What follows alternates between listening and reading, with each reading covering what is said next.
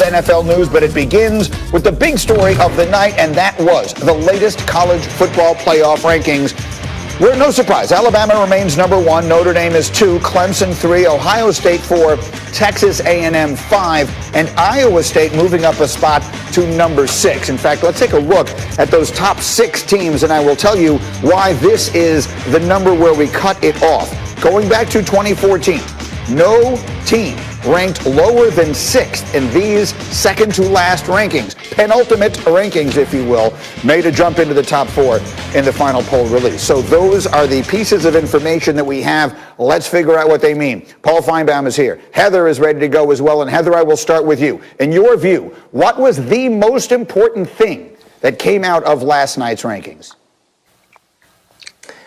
Well, the most important thing was that Florida only dropped 1 spot. And I say that was important because they're still in the conversation. And I was shocked by that because they had a bad loss to LSU. But the reason the committee did that, according to CFP Chair Gary Barta, is because they didn't want to put them below Georgia because of the head-to-head.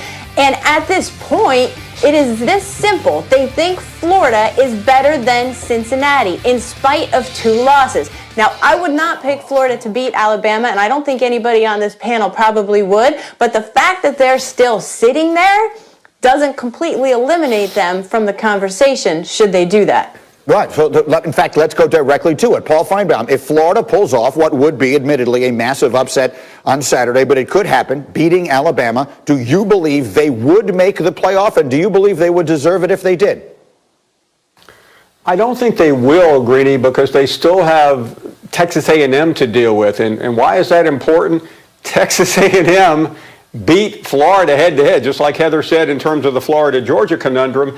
Florida has an issue with A&M. The difference would be they would have a conference championship, and they would have a win over the number 1 team in the country, the same team that beat Texas A&M by 28 points. But it's pretty obvious this committee follows the rule of the eye test. They like what they see with Florida. They don't pay much attention to metrics in spite of what the committee chairman tells us every Tuesday night. So, Desmond, let me come to you then on a pretty general question. As we look outside the top 4, which of the teams that are not currently in that top 4 do you think has the best chance of getting in on Sunday? I think the team that should have the best chance would be the team that no one's talking about, and it's Texas A&M. But they're sitting there still at number 5, and people aren't really giving them their just due.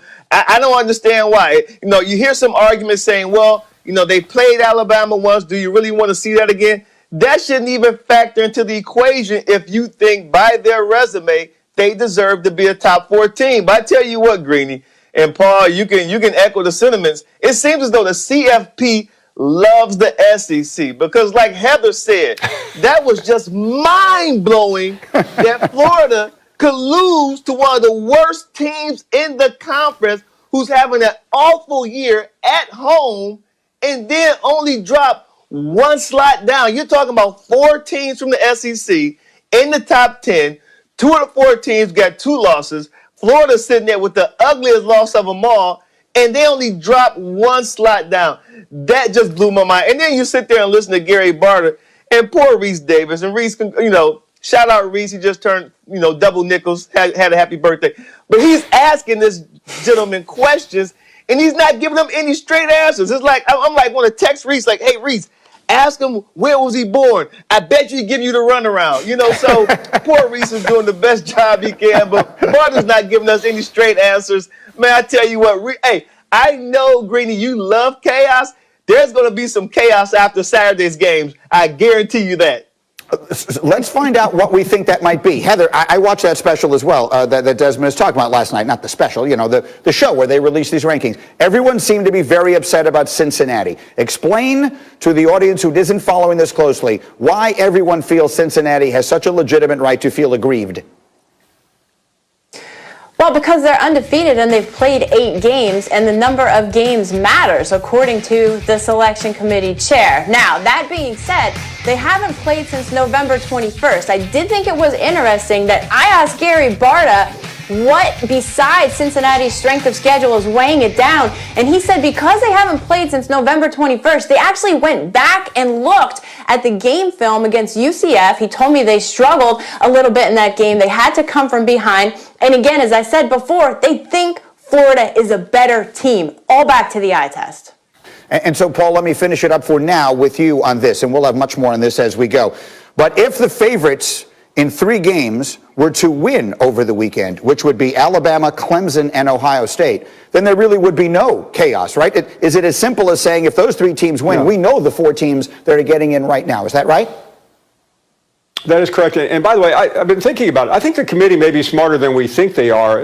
I think Florida is a ruse. Why? A week ago, we're screaming and hollering about, does Ohio State belong in the CFP? And nobody's even mentioning that any longer. It's all about Florida, a team that probably has absolutely no chance of beating Alabama. So, Greeny, you're right. And let's hope that there's chaos, as Desmond says, but more than likely, Sunday will be a very boring day. Yeah, I root for chaos. We'll see if we wind up getting it. Heather, Paul, stay with us. Desmond, obviously, rolling along as we get to the NFL after I show you what my poll question is for today. Which team outside of the top 4 do you think will get into the playoff? You got A&M, you got Florida, Cincinnati, Iowa State playing for a Big 12 championship this weekend. My Twitter page is @ESPN Greeny. Log on, cast your vote. We'll check the results as we go. Meanwhile, to the NFL, where the Cowboys are 4-9 in their first year under Mike McCarthy. Their offense is ranked 21st. Their defense is ranked dead last. And yet, owner Jerry Jones continues to reiterate his steadfast confidence in McCarthy and his future.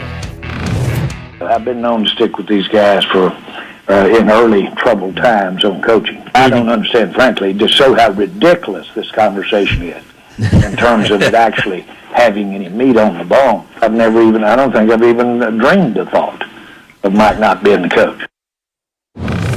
Okay, so he does have a unique way of putting things. Dan Graziano, let me start with you, my information man extraordinaire. He's saying Mike McCarthy's not going anywhere. So is that to suggest that there will be no significant changes in Dallas after this disaster of a season? Well, I guess it depends what you mean by significant. Obviously, I think we take him at his word that the head coach isn't going anywhere. Could they make a change? You mentioned their last in defense. Defensive coordinator Mike Nolan, could that be somebody who's on the hot seat? Do they make a change at that position? I know people in the building in Dallas are disappointed that the defense didn't come together under Mike Nolan. They thought that it would be better, so I would watch out for that. On the offensive side, remember, Kellen Moore is a holdover from Jason Garrett's staff and a favorite of Cowboys management and ownership. So I would be surprised if they made a move on that end. But if there's a big change in Dallas, I would think it would be on the defensive side of the ball.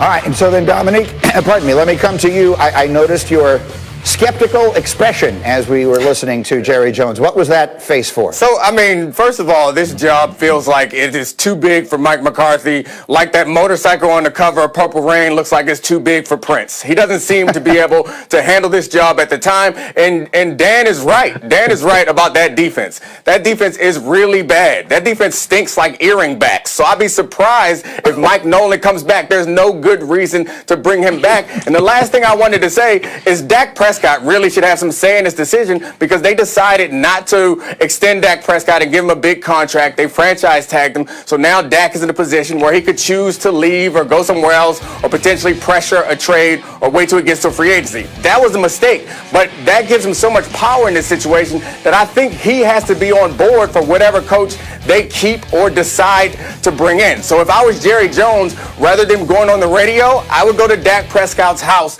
and try to convince him that this is the right move or find out what he thinks the right move is at this time. I think what Jerry should do is try to get him to forget about the past, the way that they may have disrespected him or tried to shortchange him in the past. I would tell him something that my friend Andre used to tell me. Spaceships don't come equipped with rear view mirrors. That's where we're headed, so don't look back. And if I was Dak Prescott, I would respond to that by saying, that's because they dip as quick as they can, and you will be all alone. If I was Dak Prescott, you get out of there. I have so much more to say on this, but I feel like I'm monopolizing the time. I'll let Damian say something before I dominate this whole Dak Prescott segment. Yeah. So D. Wood, let me come to you on that thought, because while we would not expect Jerry Jones to consult with Dak on this decision, Dak really will have much to say about it in the way of his actions, right? He holds the cards in this situation. If he doesn't like it, there are things he can do about it. Greeny, it's time to blow this joint up, man. Take some TNT to this thing and blow this thing up. I'm going to just tell you, drop one bomb in here and it's going to be over. The Dallas Cowboys, since Dak Prescott been out, have the worst offense in the league. Think about that. The Dallas Cowboys with Amari Cooper, Michael Gallup, CeeDee Lamb, Zeke Elliott, they have a worse offense than your New York Jets, Greeny. That's bad, okay? So this whole Mike McCarthy, with Jerry Jones talking, it's so preposterous. I mean, hell, if you got an offense worse than the Jets since your quarterback went down, and with a capable backup, we got problems, Jack. I think that's actually a point. It's a point well taken, because he's not just a capable backup. He's a backup who I think was the best backup, or certainly the most ready to step in and win games of any in the NFL this season. So, Dominique, does that make sense to you? We can talk about how he doesn't want to pay 2 coaching staffs, but he does have a team that's worth $5 billion. Yeah, I think he can afford it. That's not the problem. I think the continuity is something that he's more concerned with. I think the defense is a question, not a question. It stinks, as we talked about before, so they will change there. But I'm not sure Kellen Moore is the golden child that they once thought he was. I understand you lost your quarterback, the best quarterback they've had in Dallas in a long time, since Tony Romo, obviously. I understand that you lost him, so your offense is going to take a dive, but it's not supposed to be this bad. Like, it reminds me of the song Silent Night. Like, a lot of people sing Silent Night. You can go on whatever streaming service and find a bunch of songs